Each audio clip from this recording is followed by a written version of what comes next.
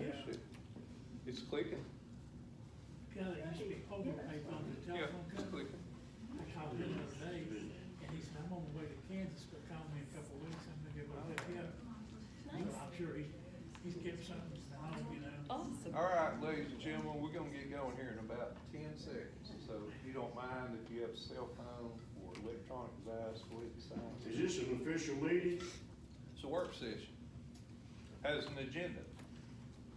Okay, so it's an official meeting. You can't have a meeting without a quorum. A work session does not require a quorum, Mr. Harmon. Well, then you two, these people and you can't be in here together. Yes, we That's can. called, the sunshine law says that you can't have an Mr. informal Harmon, meeting you're out together. of order. Mr. Harmon, you're out of order. I had 10 seconds to talk. Hey, We're not- Chief, When you I call haven't the order, even I'll quit started talking. Mr. Harmon, one more time, and I'm gonna have the police department escort you out of here.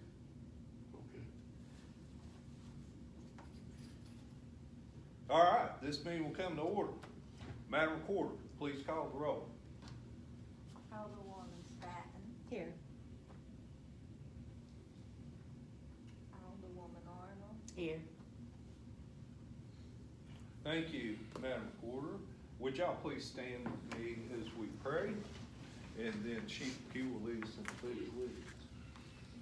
Father God, thank you for this day. Thank you for life. Thank you for our Savior, Jesus Christ, and what he does for us every single day and what he did on that cross so long ago. Lord God, we ask for guidance. We ask for wisdom. We ask you to be in this room with us and show us the way you would have us go that is best.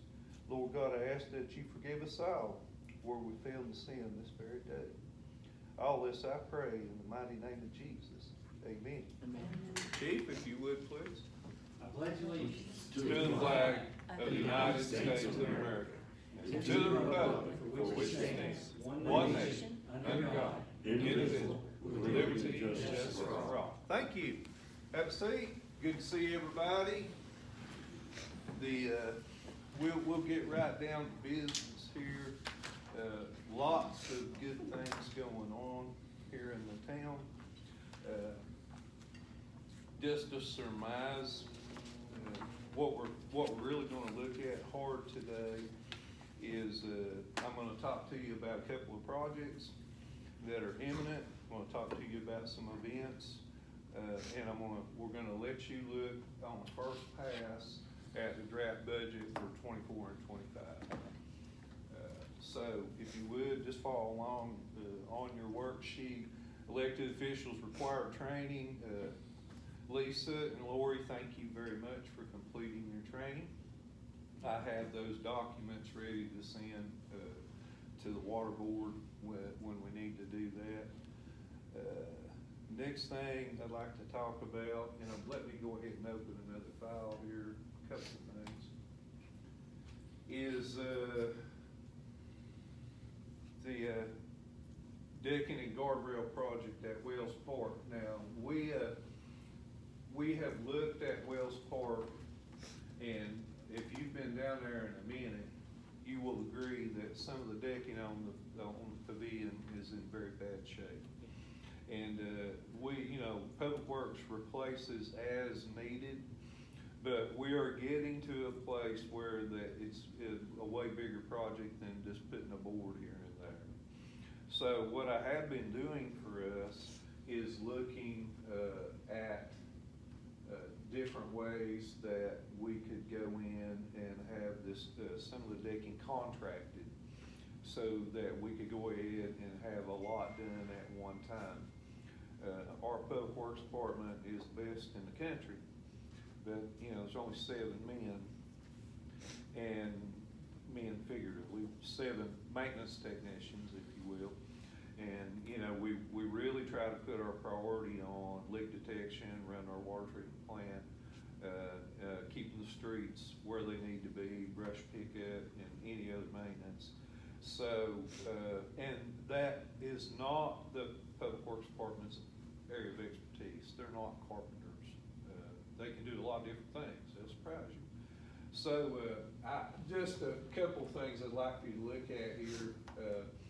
Down at the park, we also have a safety consideration there on Holston Drive, and I think right there, actually in front of Mr. Harmon's house, we had a dilapidated split rail fence through there. And some of the posts were concreted, some weren't. The rails were, anyway, it didn't look very good. And it just, it served no purpose. So Public Works, I made the decision to have Public Works Department take the fence down. It would have not blocked a car, it wouldn't have done anything. So they did in fact take it down, and I think it even looks better at this point with none. Come in, sir.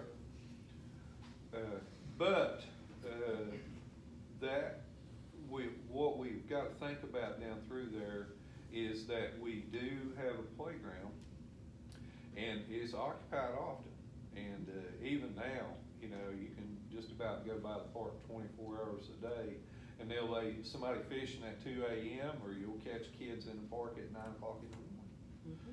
So I have been working with a company called Corten. And we would all agree that something that can withstand traffic, a guardrail system, needs to be installed down through the park. Notwithstanding the fact that Carter Street runs perpendicular into Holston Drive down a decently steep hill. So I've been working with a company called Corten, and they have offered us a solution that would not only be aesthetically pleasing, but it would also be DOT safety rated up to 50 miles an hour. This is the solution here you'll see out in Colorado along this road. And this would, and here's another example over here, as you'll see. And basically these rails are 6 inches thick by 10 by 10. Are they engineered or are they wood? No, they're wood. So they're wood. Yeah, they're wood. But on the back of them is a steel band. And that steel band, once assembled, is rated level 3 to 5, which means it can stand the direct impact up to 50 miles an hour. What is the warranty on the wood itself? 30 years. Okay. Yeah, 30 years. So I also believe we all would agree we would prefer a solution like this over a standard metal guardrail that would not look very good. Now, we do have other areas in town we are gonna look at metal guardrail, but not particularly at the park. What about the guardrail, which is the post and the wire that goes through, which is really what you're seeing put up now? We've seen a lot of it on 81 and 40. Yeah, but it's really not aesthetically pleasing for the park, I think. Oh, no, I mean in general, instead of the big metal girthy. Right, and we have a couple areas in town we're gonna look at other solutions. But what I would recommend to the board is a solution like this that'll be aesthetically pleasing, and it will meet the proper safety rating for that 15-mile-an-hour road. So with that, I will be coming to you with more. In regard, you know, this is something we'd have to think about in funding. I did have a stretch of that quoted. What is the total length? It's 270 feet along the front of the park and 165 feet through the curve on the, what we'll call the food truck park down there on the end. So it's a little bit over 400 feet. And as you can see, here's the quote at 440 feet, the anchors, and obviously we'd have to have a trade test from Knoxville. So it would come in around $20,000 or so. This is just something I'm giving you for visibility only. This is not anything I'm formally bringing to the board, but I am looking for solutions that are safe and aesthetically pleasing, because I feel like it's imminent. Along that road, we will have a safety problem. If it's not today, it's coming. So this is something that we need to move pretty quick on. And good thing is, as far as stock, Core 10 has 30,000 feet of this in Knoxville, Oh, so we could have it delivered within a week or so. is that what's on the state, the Parkway, Blue Ridge Parkway? Yeah, it's on Blue Ridge Oh, it's Parkway. beautiful. Right, it's on Blue Ridge Parkway. Then we have a choice. This is not difficult to install. It comes pretty much pre-assembled. The biggest thing you have to do is punch post holes. Post holes are 4 foot 3 inches deep in order to make the DOT rating that we would need it to do. They do not concrete in. Actually, all the posts are installed, you assemble the guardrail, its strength is like a rubber band. You don't want it to take direct impact and break at that point with that steel band behind it. Say a car hits it on Carter Street, it will flex and stay together like that. That's its strength. So,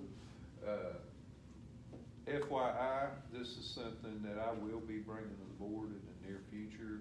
And also, just throw some numbers out to you. I've began the quoting process for replacing decking on the pavilion, on the boardwalk itself. The area of greatest concern, if you go down and inspect it, is the piece that's exactly toward the water from the shelter. And that area is 65 feet by 25 feet. First estimate I have received thus far, and obviously I'll have more to bring you, is a contractor would remove and replace and haul off the 2x6 decking for about $18,000. That's first estimate. That's only, I don't have any more to give you yet, Okay. but that's first look, $18,000. And that's to take it down, haul it off? Yeah, that's it. And that's screws and labor and whatnot. $18,300, I think it was. But that's only the first estimate. I did have also a quote, the first quote for the restaining of the deck, of the boardwalk, and replacing any damaged lumber on the boardwalk. And that first quote came in about $33,000. Now, what we've done in the past typically is Public Works goes down there and they lick on it. You know what I'm saying? They'll get some, and then as time permits, they'll come back and you know, and if Lord willing and the funding permitted it would be much better for us and for citizens we support for the community if we were to do the job all at one time. Just go ahead and stain it, it's gonna stay all one color, you know what I'm saying? And then go ahead and replace any of the decking that we need to replace and walk away from it, and don't encumber Public Works that could be out finding leaks and fixing sewer problems and take care of streets, things that they run a water treatment plant. So all this right now is not a formality I'm bringing to you, it's just something I want you to know that I'm mindful of. But on the safety side, that area 65 by 25 out there, you know, right off the shelter is bad shape, and we're gonna have to, now, we'll go in there and patch it up. But, it's something we need to move on pretty Yeah. quick. And then the guardrail along Holston Drive is something we need to move on pretty quick. So, any questions on that? I'll have more for you later on that. No. I just want to give you a little visibility on that. Let me go back to where I was. Okay, let's talk about, just FYI, community relations meeting, this upcoming Saturday. Last one we did was very successful, had a bunch of folks here from the community. A lot of good contacts were made, a lot of good discussions by our nonprofits. And Chuck Clark from Department of Education, he was here, and, you know, so it was a good thing. So if the board is inclined, that event will run from 11 a.m. to 2 p.m. this Saturday, and it'll be right. And I will let you know now, as the day my son graduates. Yeah, so but we're anyway, lucky, there'll so be one at least once a quarter. I'll be here in so. spirit.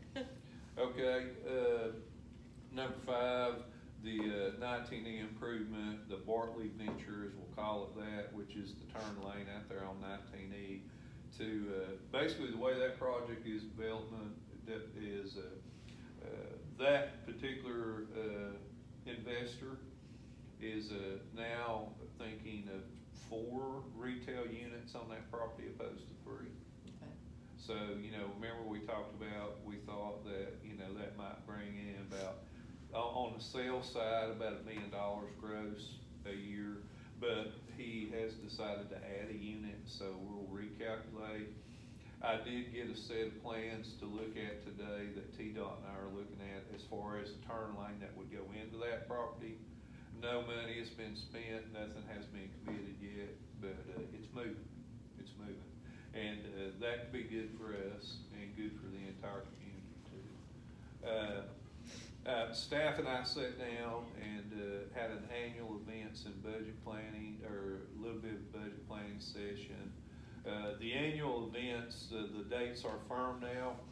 Patriot Day will be on July 6th, and, more to come on that, to just give you a rough schedule. It'll begin around 10 a.m. in the morning.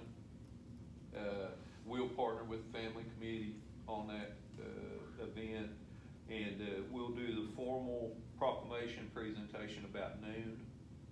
And then the rest of the day is gonna be vendors, and I think they're having a movie night that night or something. But in regard to the city's role, it's pretty much a 2-hour thing for us, except for the maintenance thereof. Chief Pugh and I have already talked about it, along with Lieutenant Smith. Alan is on board. And we've met with the family committee, so we know more to come, but I think that's gonna be a wonderful event. And then Heritage, what we'd like to do, this year, if the Lord wills it, is we'd like to do Heritage Days plural. And what that would look like is a Friday evening, Friday late afternoon, Friday evening events at Wells Park, and then our typical 8 to 5, event of Heritage Day, big car show, and a lot of exciting things going on the 28th on that Saturday. So, that's moving. Codes enforcement, right now, we are still under, working with the state on codes enforcement and building permits. This is glacially slow, I'll tell you that. But it's working, and I'll give you a good example. There's a new home being built up here on Highland Drive. Great folks, bought that lot. They've worked with me intimately through the process. We went through the TDEC, or Commerce Core website. All the permits have been issued. The state has inspected in a timely manner. It works. It really works, and I've helped them through the process. So, right now, we're being supported well by the state. TDOT Railroad Safety Crossing Project, again, I talked about this last workshop. We do have a little over $10,000 grant from TDOT. Once that crossing at Holston Drive, project has been completed by Norfolk Southern Railroad, then we can come behind it with the signage, and that money will be there, so. Local government hardware and software project, Sharon and her team are just clicking right along with that. Everything's going great. We like the new system. All of us like NextGen. We've learned it quickly. And then after budget, we'll move into the utilities tab of NextGen, which is the most difficult and the biggest. But we're gonna wait till after budget to do that. Right now, we're fully functional. Chamber of Commerce, no movement on that. Basically, a recap from the State of the Town address. I don't know if the board received any comments from the citizenry, but the comments we received here at City Hall have been very positive. I would ask the board to consider that we try to do that more often, at least semi-annually. Maybe we should try to do something after the budget is passed and come back and talk to the town and local community about what we're planning to do with our funding that year, or the upcoming year. Town hall repairs, renovation, and beautification, I'm working through now. We'll begin the quoting process for the roof, the parking lot, and, very soon. I've got the paper ads written, and, Sharon and I have been had our head in the budget here for the last few days, the upcoming budget. So, we'll be releasing those to the public pretty soon to take bids. Let's see, multimodal project. Last update I got from my contact at TDOT said that, I got an email about a week ago, cause I checked, and I finally got an email back from TDOT, and they're like, yep, we're working on it, on the engineering side, Mayor, we'll come back to you very soon with something. So I expect next week or two, they'll come back with a concept, as far as where the sidewalks might go and what they brought from the surveys. But we will this summer move into the legal portion. Now, we're not doing any of this. TDOT's doing it. We don't have to do anything. And they'll start looking at rights of way and easements and all that kind of stuff down where the sidewalk will go. So I'll keep you up to date. That's gonna be exciting. TDEC projects, Blue, water treatment plant, I do not have a complete preliminary engineering report on it. It should have it soon. The green project, Carter Street, the pre-bid is tomorrow at 10 a.m. It's already been in the paper. So tomorrow, 10 a.m., Mattern and Craig and I will host the pre-bid, and we're moving right along. It looks like that project may let in the fall or so.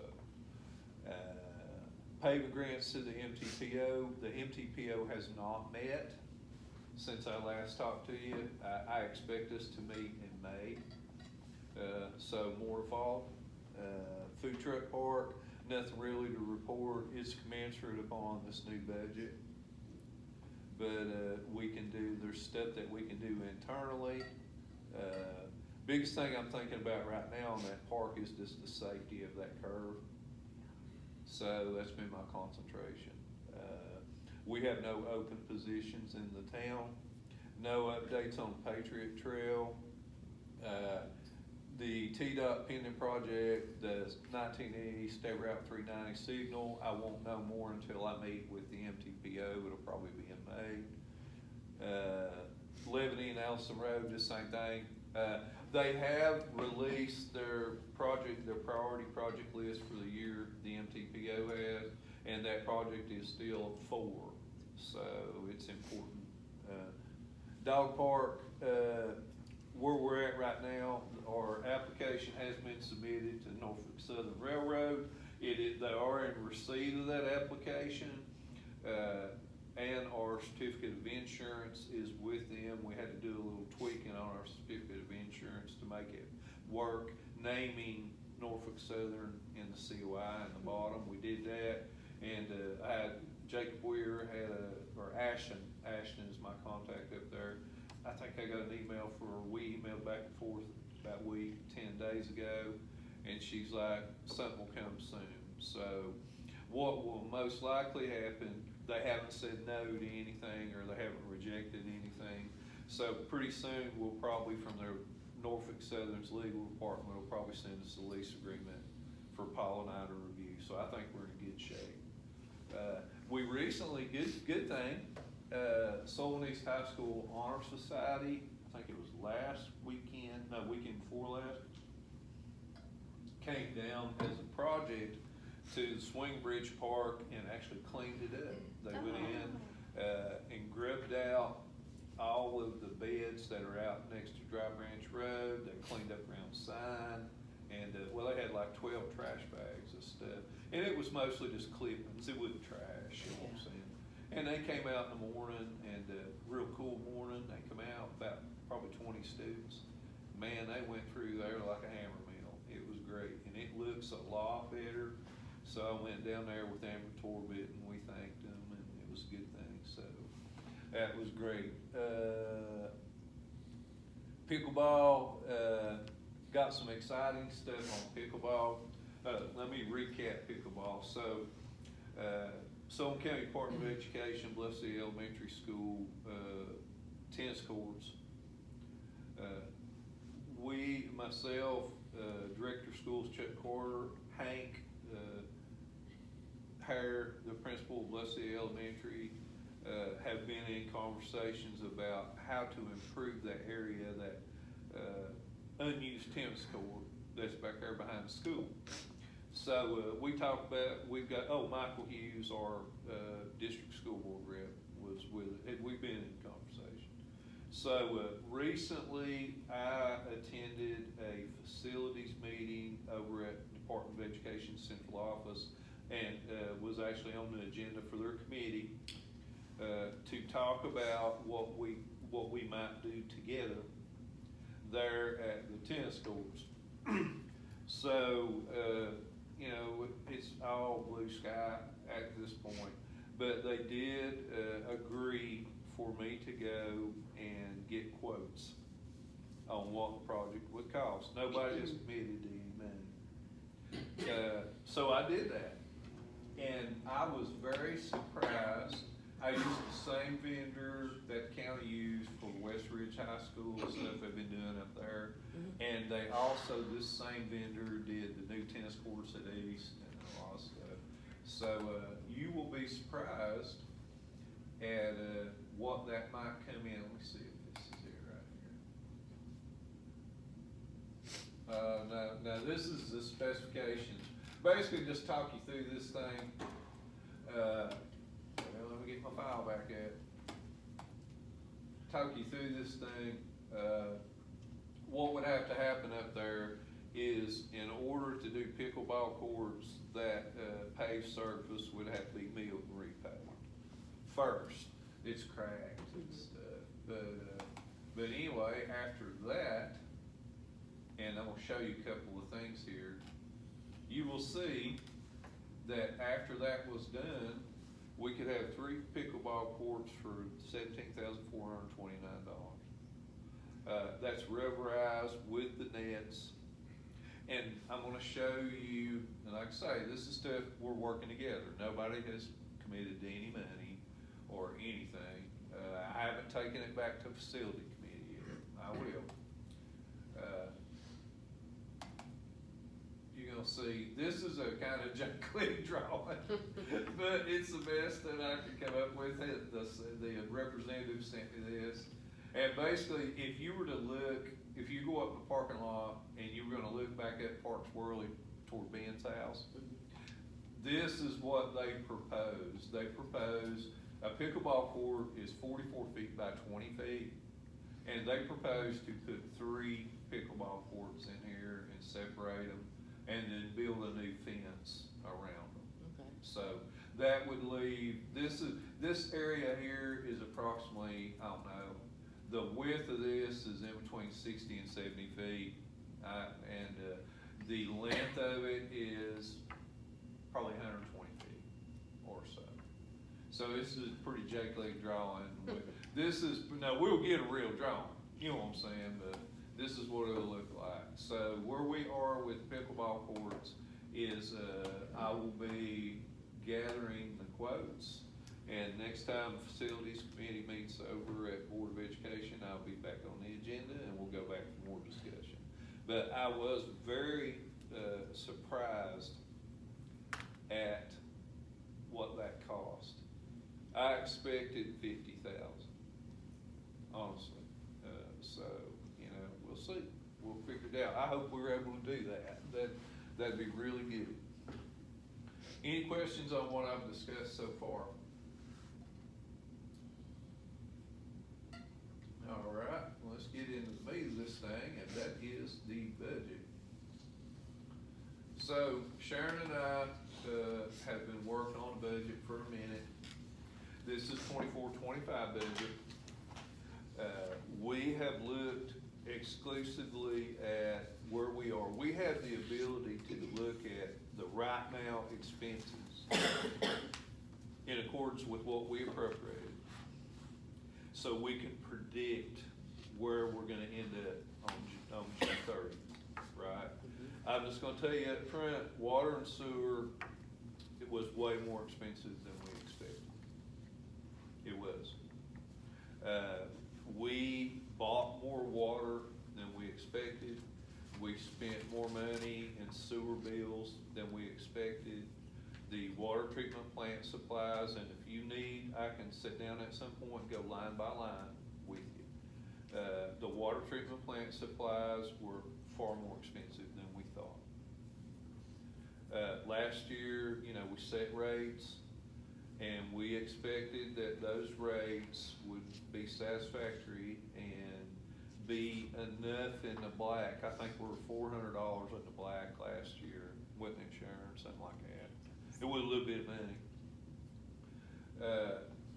We're finding that the rates that we have now are not adequate.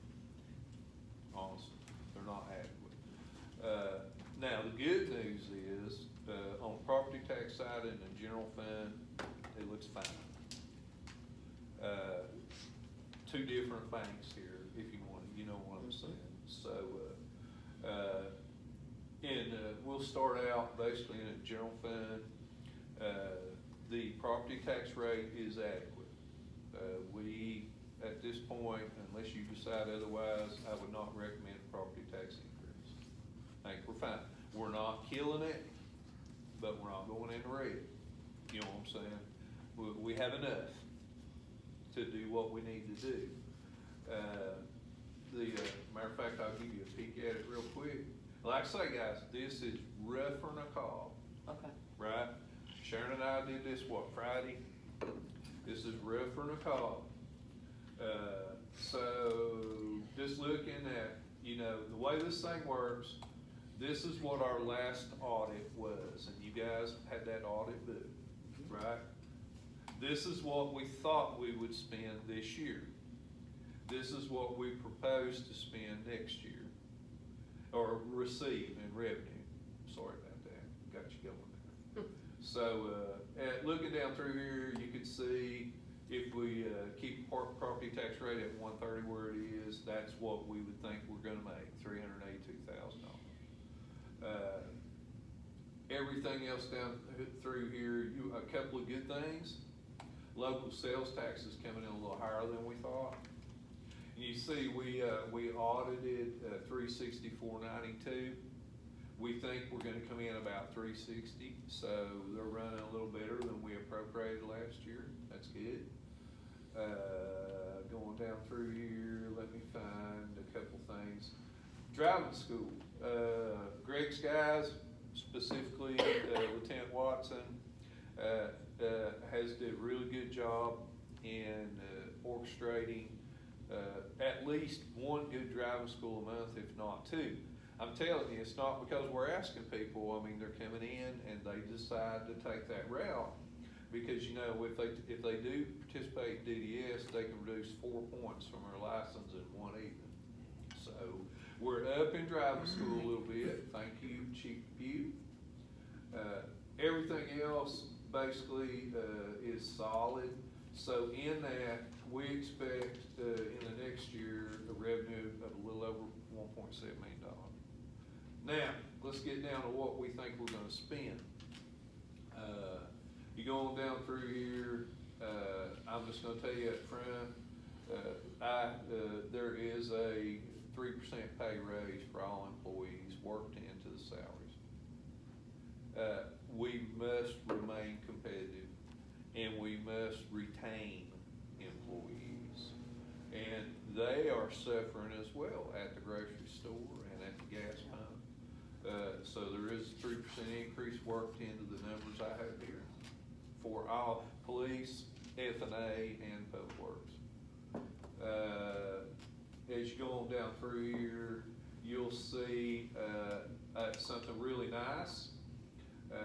We're doing some adjusting on our nonprofits. As you will remember, we terminated a unnecessary planning contract with First Tennessee Development District that we didn't hurt us a bit. We do it ourselves. better than we had somebody else do it. So we did get a little bit of funding that we could spread around for this next year.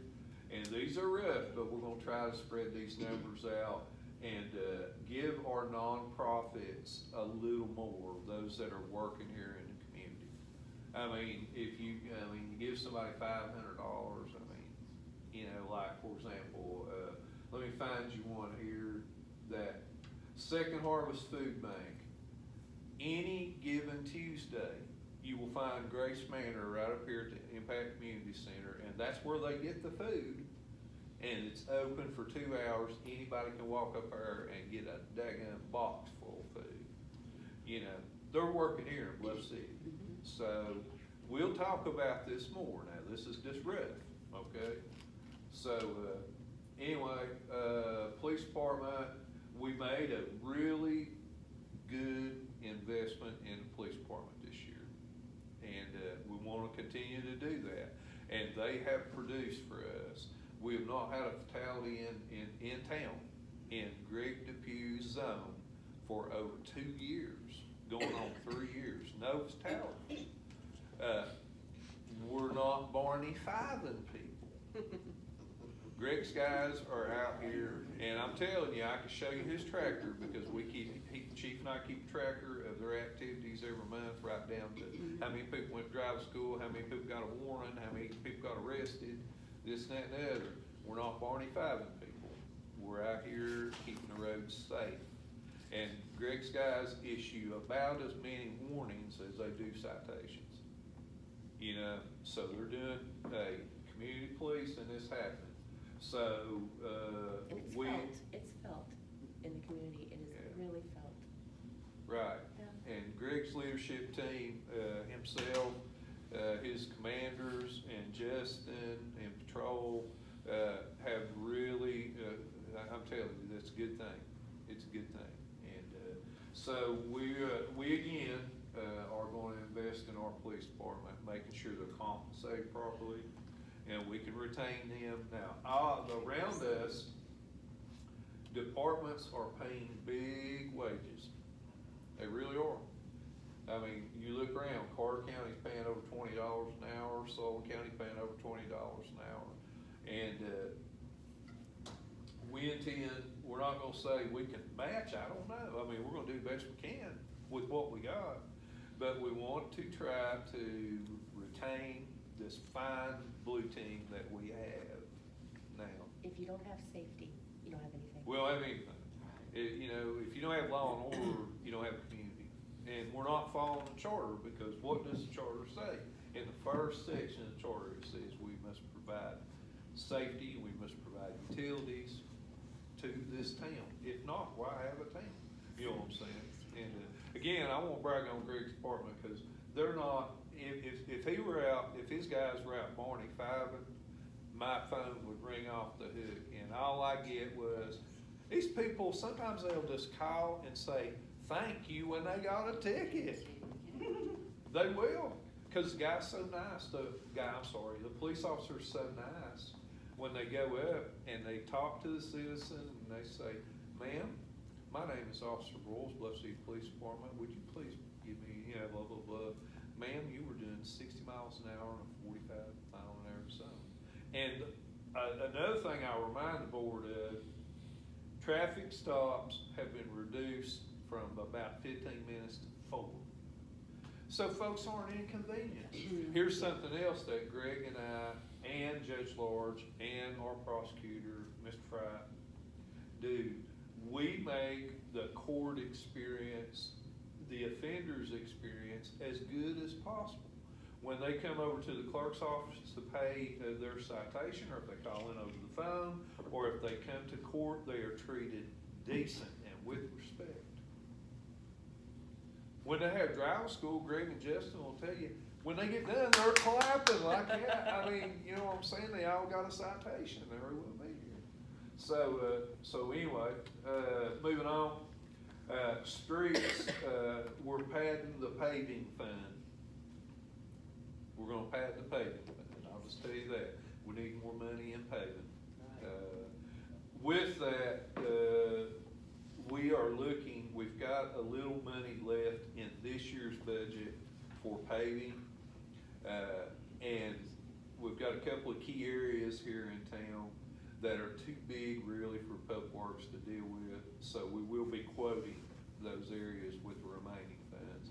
I'm hoping that we can get a contractor to come in here, and now Alan's guys, matter of fact, the last couple of days have been out patching, but we're not trained to do it, we do not have the equipment.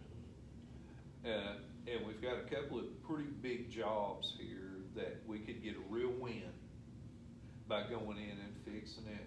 So with what remaining funding we'll have, I'm gonna be quoting those projects, and hopefully we'll get a contractor to come in and actually expend the funds from this year paving budget in fixing something big. So more to follow. So, everything else, let me see if I got anything else going on here. You'll see that we would potentially put about $20,000 into this guardrail safety project from the general fund. And then also, in Shoreline, in 731, we increased it about $5,000 because of the two events that we're having. We've come in under budget well, at least during my watch, every time we've had a Heritage Day or anything, we've come in under. Beside that, here's key. We think we're gonna spend 1.654,700, and we think we're gonna make 1,709,520. So we would just be a bit in the black in the general fund with no tax increase. That's rough. It's rough, okay? Now let me jump on water and sewer. Here's our concern. Like I say, water and sewer, not such a good story. If we stay at the current rate, right now, you'll see these columns over here, at the way our expenses are running today, we will be $63,000 even in the red. And that is due to, we bought more water from Bristol Bluff, we paid more to pump sewer out, the water treatment plant supplies doubled, the calibrations doubled.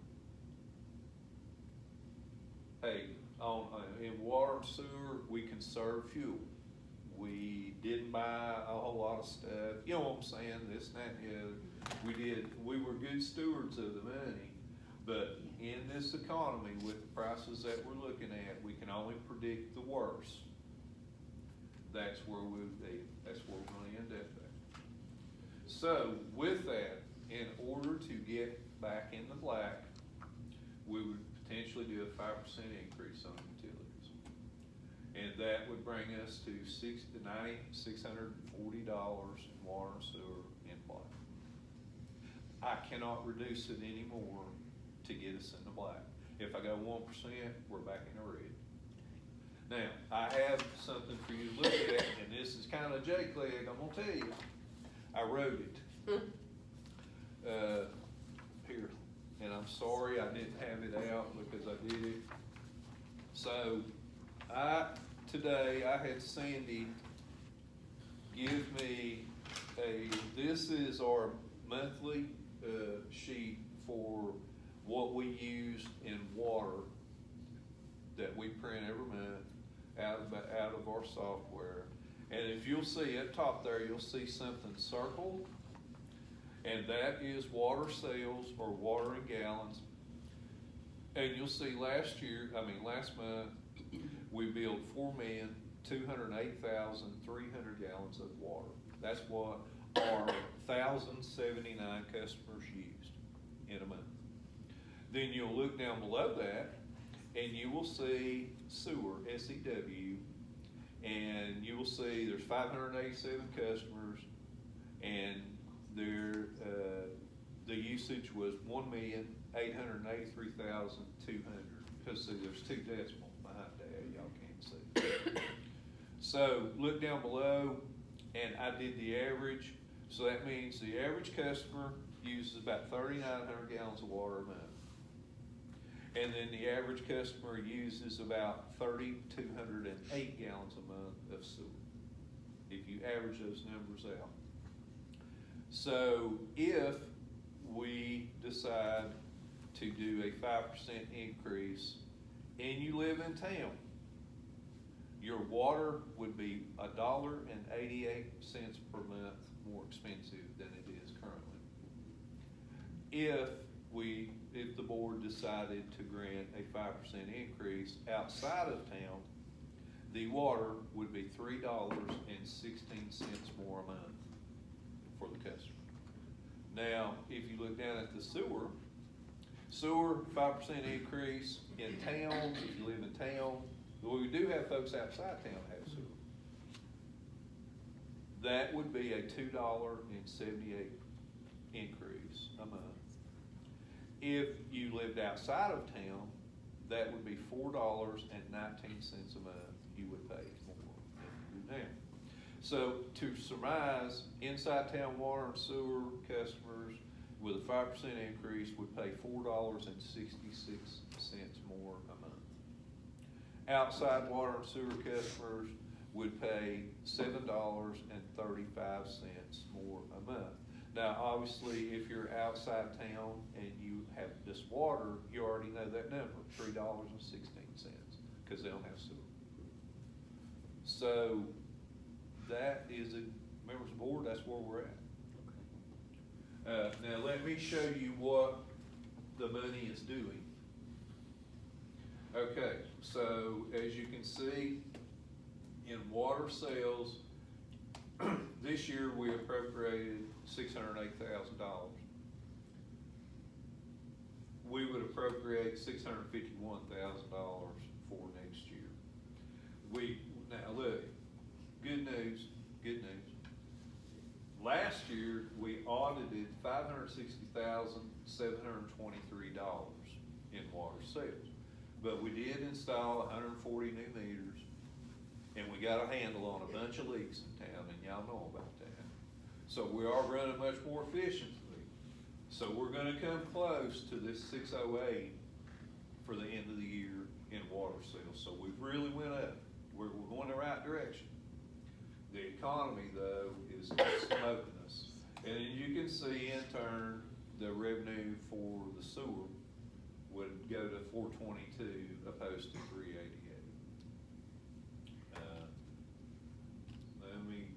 And then here it is. Here's what you guys see right here. So here's how the money works. Water treatment plant, this would be the new number, 210,040 opposed to 193. You can see we audited 233,712. Now mind you, there's no grants in these numbers. That was what padded us for a while, because we had grant money. This year, no grant money is in the budget. It's what we sell and what we spend, right? That's how come this is a little fatter than you think. Sewer, 189,650 opposed to 166. Again,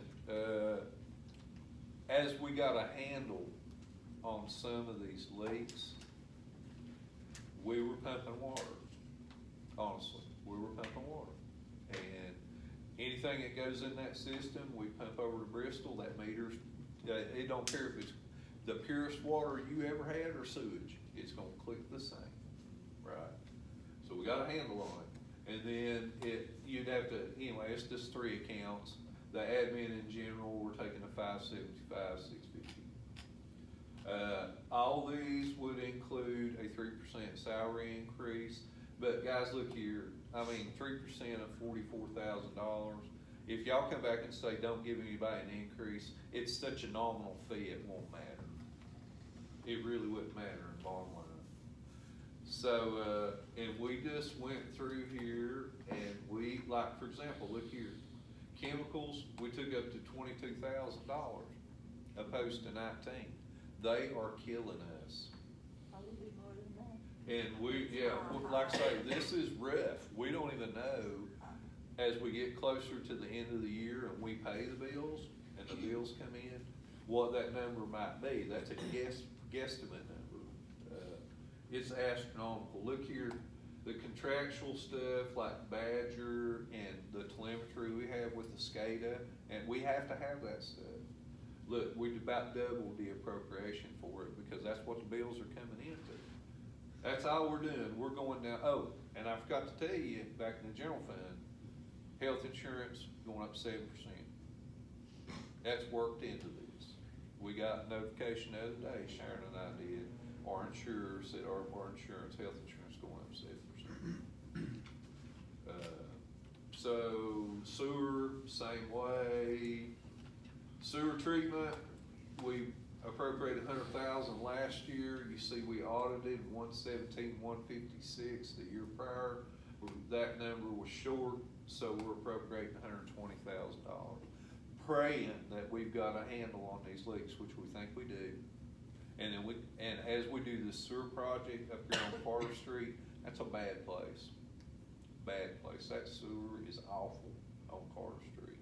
And when it gets replaced, just like we enjoyed more efficiencies up here on Main Street, we tore the water lines out, put them back in. We're thinking we're gonna get the same bang for our buck on Carter Street, get this water out of the sewer, and quit pumping junk to Bristol we shouldn't be paid for. Bristol has held our rates. Kudos to them. Then distribution and collections, I mean, there's really nothing remarkable here. You see a salary increase. We think that's gonna run, the difference is not much there. But this assist number right here, 237, 228, that's grant money.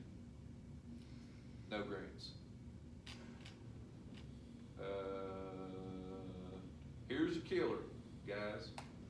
And if you went through your training and you paid attention, you got a course on depreciation, didn't you? Yes, yes. Look at here. This year, we had to depreciate, we appropriated $240,000. The year prior, we depreciated $258,413. Guess what? We think we're gonna depreciate $270,000. So, you're making money. This is like spending money that we didn't spend. $270,000. There's not a darn thing we can do about it. Not one thing. We have to do it. Imagine if we could take that number away, we'd be way in the black. We'd be like, y'all be like, yeah, let's run the budget now, I'm ready to go.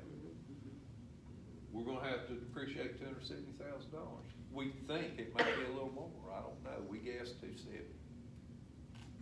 So, trash, we don't know where it's gonna go because we are ending a contract, 2-year contract with Cox, and we'll begin a new contract in July. Right, what will happen with that is that I will advertise the contract for the garbage. 704 cans, 704, if I remember right.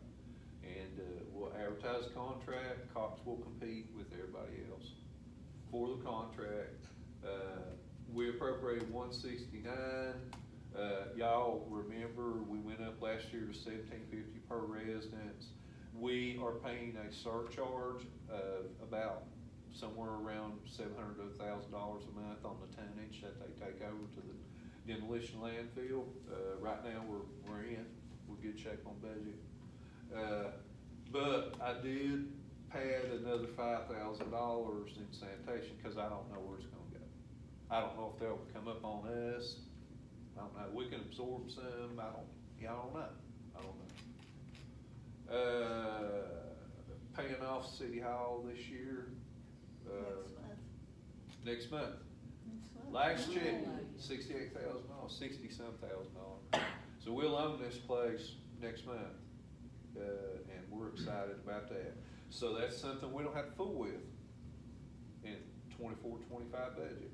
So that gave us a little bit more money to put in other places, pretty much. This is drug stuff. It's pretty much the same as last year. Greg's drug fund, this and that. This is not really relative to water and sewer. And that's it. So, that is, I as the city manager, it's my job according to the charter to bring you a prospective budget. This is what I have for you at this point. Will Sharon and I go back and shave and tweak? Yes, we will. But I gotta be real, that's pretty much where we're at. For me, the good news is that we're making repairs and we're making strides. Yes, we are. And where things are getting better, which is the best news of all. And when things get better, they run more efficiently. Right. So I think things need to be put in perspective. Mind you, and I appreciate you saying that, Lori, because Alan and his team, works their butt. I'm telling you, there's no idle moments here. I wish we had 3 more public works. Well, I call them, their official title was getting ready to be maintenance technician. But I wish we had 3 more. They can do more with 7 men than some people can do with 20. They keep this place mowed, they fix leaks, they fix the sewer. We just bought a new jetter. They wearing that jetter out, man. They haul your trees off, they haul your branches off. Yeah, you put your branches out, sometimes that day, They're gone. you lay your brush Yeah. out and it's gone, They're on man. it. Yeah. You don't even have to call anybody. No. You look out your door, it's I see like, Alan. wow, what happened? Yeah. One of the guys come by and they saw you had brush, they got it. Yep. It's gone. And they did. And another thing is, it's not yet been out the shop much, but, we have that nice chipper now. And I'm thankful for the board that we were able to buy that, because we can take it with us to the site. Or if it's not needed, not necessary, when there's some idle time out the shop, we can chip it, and it looks like 1,000% better out the shop. And also, if we don't move forward as a town and upgrade as a town, there will be a day when it just falls apart. Well, see, that's kind of what we're catching up to here, because, the best way I'll just say that everybody witness forward thinking this board, okay? And notwithstanding, we have a water and sewer project, we have 2 water and sewer projects running that are gonna be awesome for the town. $803,000 for the water treatment plant, and I was in that PER, I was there with Randy Beckner and the engineers. They're gonna go through, replace all the process automation, fix all the valves and leaks, look at everything, it's gonna be twice as efficient as it is now. And we, right now, consistently, I can take you there, and I will if you wanna go. We're pumping 260 gallons a minute, 24 hours a day. You know what I'm saying? Next, this Carter Street project, $444,000 project. Dig up probably near the most antiquated sewer and stormwater lines that we have in the town. And then next, this board, after we complete that project, and if the Lord wills it by probably winter or next spring, we need to start going on down Main Street and chunking it. You know what I'm saying? We are gonna, we have our water and sewer reserve, and we are gonna, this has no effect on this budget, right? But we do have to dip into it for the grant matches. So that's about $125,000 in total. We have the money, it's no problem. But look at what we get done. The efficiencies, what we're gonna save, 10% Actually not buying match. water. A lot of grants are 50-50. I mean, what if we had to produce $1.3 million out of our money? So we're thankful for the grants. So we're gonna have to dip in, and we can't just keep dipping in. We have to make enough revenue to stay afloat as a business. Next thing is, and I hate to be a preacher, but if you don't do it, the comptroller will do it for you. And if you do small incremental increases, we don't have no choice, guys. It's just more expensive now. It is. But if you're not proactive with the business, and that's our business, Bluff City Water Works is our company, it's incorporated.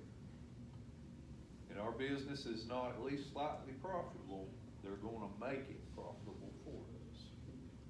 Because citizens have to be served. Y'all watch the training, you know. It's all about, if we don't have money to provide services, guess what? So, and then like I say, the general fund, the property tax, is adequate. And one of the lowest in Tennessee, I mean, $1.30, that's good. Other municipalities I'm talking to, you know, last year, we went ahead and we brought it up a little bit. Other municipalities are looking at big increases again. So we're, you know, at this point, unless something changes, I do not see any need for a property tax increase. I have respect for the restraint. I really do, because Yeah. it could just be, let's just, you know, and there's not. Yeah, so, I mean, Sharon and I, we just need enough money to run the town. That's it. And to keep from dipping in our savings too much. And it's two pots of money. It's two pots Yeah. of money. Right. And like I say, you ladies went to the training, you know what they said. I mean, and this, again, let me back up and talk about that depreciation, man. Yeah. Golly. And there was legislation this year to get rid of that, and it failed. Yeah, it failed. So we're gonna have that depreciation, and we're gonna have it next year, we're gonna have it the year thereafter, we're gonna have it forever until they change it. And, you cannot, and this, you know, you've been to the training, we can't go in the general fund and pay money in water and sewer, we can't do that. You know what I'm saying? It's against the law, we can't do it. Well, I mean, really, you think about a business, a lot of you run businesses before. Is another business, if they loan you money and then your revenue, and then you go, it's like, it's against the law to take a credit card and pay on another credit card, it's revolving debt, you know what I'm saying, so. So anyway, I won't beat on this all night, but I'm just telling you that's pretty much where we are. And, when I have an audience with Ben and Carol, tell them the same thing. The keys to this are, it's only what we have to have. Number two, we want to invest in our infrastructure. We want to invest in our police department. We want to invest in our employees. We want to retain them. And that's what's right for our community. Right. And the increase suggested to you is as nominal as it can possibly be. Yeah, that's it. So I'll stop there unless you have other questions. We'll come back on it. We will have in the near future, we will have another work session that will be concentrated strictly on the budget. And Sharon and I will get and look at numbers more and more, and we'll just keep working, until we get it refined as, you know, precise as we possibly can. So that's it. Let's see, what else we got to talk about? I think that's what we have. At this point, I'd entertain any of the board's questions or concerns.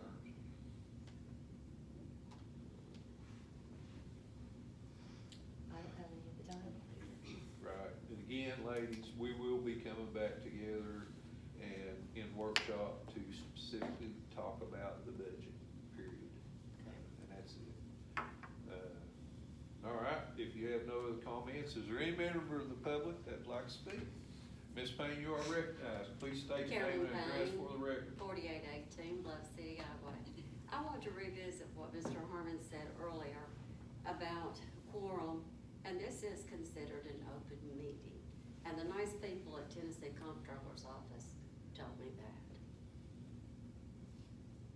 I want to entertain your question, Ms. Payne. All right? This work session is advertised on our website. It is advertised on Facebook. There is a sign out front that has this work session on it. Absolutely. There are PDFs and the agendas on each of the doors, the boardroom door and the clerk's door. Absolutely. The The public has been notified. Absolutely. A work session, look at your TCA, does not require a quorum. Well, the nice people in. at the So Tennessee that's it, Comptroller no, office Ms. said. Payne, that's it, that's the law. This board and I are not gonna violate the law. We will not do it. Well, then why did the comptroller's office violate? the You law? might, ma'am, I believe you need to check. I have checked. Okay, well, that's it, you're wrong, ma'am, you're All right. wrong. Well, then I'm using my other 3 minutes. And I don't mean to disrespect you, but you have your facts not straight. Well, I figure when the attorneys at the Tennessee Comptroller's office tell me something, I kind of You, figure it might ma'am, be if true. you, I think I've already sent you this deliverable a couple of times, at least once, I can- about open meetings, the TOMA, and you just keep coming back. I mean, ma'am, I can't tell you, we're having a legal meeting. What are your other questions? Well, all right, Just let it go. yes, You I'm still gonna have let a it minute go. left, I Ms. am Payne. gonna let it go. Why did you turn down $7,500 from the Sullivan County Commissioners? 15,000. 15,000, for Parks and Recreation? This is not question and answer. I entertained your open meeting act, All right. but that's not, that's the last question I'm gonna answer, ma'am. Well, I'm not required to answer your question. the reality of it is, that's the sad thing down here. Again, Nobody's your facts required are to answer construed. any questions down here. If you will allow me to use my 3 minutes. Well, you But have thank you. 30 seconds left. I appreciate it. Thank you, ma'am. Would anyone else like to speak? Everything I read. Mr. Harmon, please David stand up. Harmon, 200 Holston Drive. Yeah, you're on candid camera, please. Thank you. Everything I read about this sunshine law is, you're supposed to have a quorum when you have a public meeting. That's the reason why I asked you if this is a public meeting. I just looked it up online, and it says it requires a quorum. You're not allowed to, you and these two ladies, you're not allowed to take them out to lunch, because you're not supposed to be. You may wanna look at that a little Well, bit.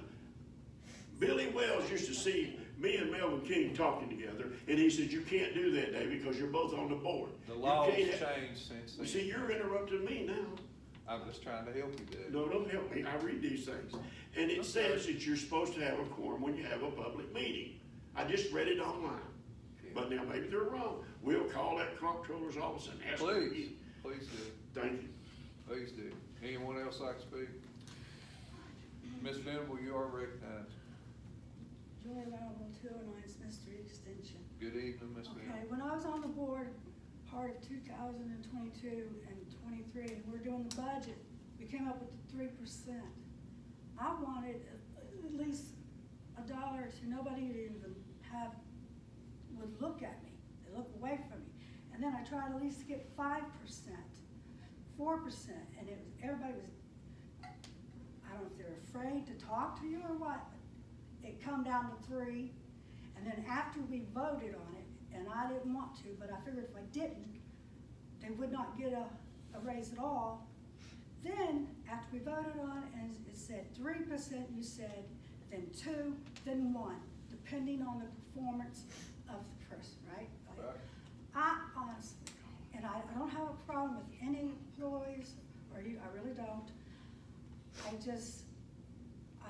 When Mr. Arter came, and he said we should get a city manager out of state. At that time, I didn't understand what he meant by that. But he said, because if you get somebody in there that doesn't know anybody, they'll be shown no favoritism. Okay, a few weeks ago I came, I got a copy of what everybody's making. We have an employee that is making more than most of the policemen. Their life is in danger every time they walk out that door. At least they do now have a technique to check out the person they're pulled over, much quicker, and I really do appreciate that. But a 3% raise, I mean, I know it's tough for me, but still, 3% ain't squat. Not for what that they do, and the other employees. And then you got you got the employee that makes so much more than everybody else. And I just can't, you hired making way over majority of the employees. In his department, the police departments, you know, just the women, there's all basically the same, and, you know, and Sharon's is fine. I just don't get that. Thank you. Thank you, Ms. Venable. Anyone else like to speak? Yeah, possibly. All right, sir, come over here if you would, please, in front of the camera, state your name and address for the record. Yes, sir, my name is Wesley Levens. I'm at 182 Holston Drive. Sir, you're recognized. Thank you. I don't really know whatever things been going on here for a while, because I haven't really watched and paying attention. Seems like y'all are doing a really good job of keeping up Thank you. with things and doing new things and all our little festivals and everything like that. I missed a couple of minutes of the meeting, so I didn't know how to start it off. I also appreciate the fact that there's a little bit of increased presence of the police on Holston Drive, watching the speeders and monitoring that stuff down there. That seems to be doing a little bit of help there with that. Now, I'm not really sure, I'm not opposed completely to the idea of a fence out there. I understand the safety concerns with a guardrail fence, wherever that is you're going to be doing down through Holston Drive and Park, because there are people there day in and day out, morning, noon, night, all weekend, all day. I don't really understand what that does about the people walking down from Main Street, though, with the safety, with the speeders coming up through there. The guardrail will protect the people in the park, but it doesn't actually protect the people on the street that are walking. Now, my wife and I were sitting out this Sunday, just enjoying the Sunday evening, and we witnessed a police officer pull people over 3 times in 30 minutes. There was 3 speeders come up through in 30 minutes. That's 10, every 10 minutes. And that's not even the ones that were speeding by while they were ticketing or warning somebody, you know. And I understand that there's a lot of work going on that road, and things like speed bumps might not be an idea right now, because you could be milling the road down, doing things like that. You're gonna be striping, whatever you're gonna be doing up through there. And there's a lot to work with, but that just concerns me with what's that gonna slow down people for? How's that gonna slow them down? Just a guardrail. Sir, I'm glad you brought that up. The guardrail is something we need to jump on pretty quick. I understand. But now, we are continuing to look at Holston Drive because of the speeding problem. And we have not ruled out speed bumps or something through there. And we're working with Madeline and Craig, our traffic engineer, to determine what that might look like. Hey, I take my grandkids down there, man. You know what I'm saying? And I see cars come by 50 miles an hour and whatnot. So right now, just to be quite honest and fair with you, this is an opportunity that we can afford. This guardrail is normally about $1.17 or $111.17 a foot, and we can get it for like $44 a foot. You know what I'm saying now? So I'm with you. I'm not opposed to that. I understand people coming off Cedar Street could run over people. But we will work with our traffic engineer with the installation of guardrail, so that we can be mindful of pedestrians. You know, we're not just gonna go out there and shack something up, man. Right. You know. Well, I mean, I appreciate that, and I do understand the need for that, safety-wise. I hope that the police continue to monitor. I mean, not just for a multimodal or a fence, but actual people walking up and down the road that are in danger. Plus, myself, I'm planning on continuing some repairs in my home, and it's a little scary to be standing out there 4 feet from the road when people come up there in the rain, especially sideways. Sir, your time has elapsed. It's fine. Thank you. Thank you. Thank you for your comments. Would anyone else like to speak? Hearing none, I consider this meeting adjourned. Thank you. I have developed a whole new heritage walking my dogs out on that road. You're looking at a dog I've park. been called everything but a white man. Well, if you get a dog park. That's the only thing I can prove You that I can am. take them up there and. It's coming, Davey. Just be patient. It's coming. Well, I don't want more police departments. Hey, ladies, I'll be communicating with you as far as a scheduled date for us to come back together. We'll strictly talk about budget. At least in the But I'm telling you, that's it.